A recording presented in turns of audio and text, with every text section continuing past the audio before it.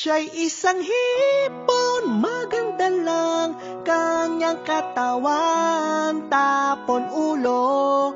Maganda siya pag nakatalikod, pag humarap mukhang impakto. Yeah, may isang sexy na babae, nakita ko sa FB. Puro katawan lang ang picture, sabi ko eyeball kami. Hindi ko siya pinipilit, pero pumayag naman. Nakita ko sa may gilid, nakatalikod lang siya. Suot niya ay white, ako'y na-excite. Sabi ko sa mind, ang swerte mo ba'y aking tinawag? At dahan-dahan siyang humarap. Siya'y isang hipon, maganda lang kanyang katawan, tapon ulo. Maganda siya pag nakatalikod, pag humarap mukhang impakto. Sana di na lang siya nag-exist.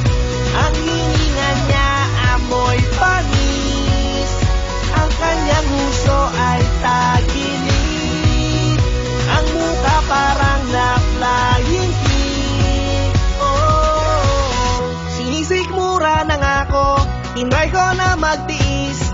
Pag siya ay nakatalikod, parang pang Miss Universe. Pero pag siya'y humarap at nakita kanyang mukha, hindi na Miss Universe, mukhang Universal Soldier. Suot niya ay white, parang pang Fright Night. Sabi ko sa mind, ang malas mo ba'y ang kanyang mukha? Gusto kong takpan ng sako ng rice. Siya'y isang hipon, maganda lang kanyang katawan, tapon ulo. Maganda siya pag nakatalikod, pag humarap mukhang impakto. Sana di na lang siya nag-exist. Ang hininga niya amoy panis, ang kanyang uso ay tagilid, ang mukha parang na-flying kick.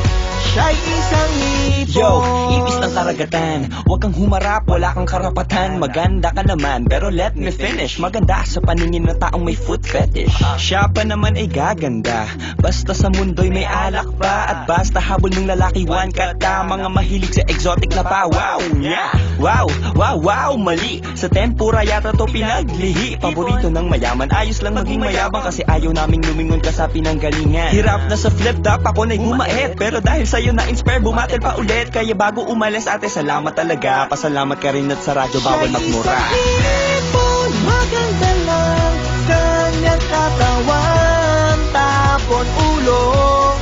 Maganda siya pag nakatalikod, pag humarap mukhang impakto. Sana di na lang siya nag-exist. Ang hininga niya amoy panis, ang kanyang uso ay tagilid, ang mukha parang na-flying kick. Siya'y isang hipon.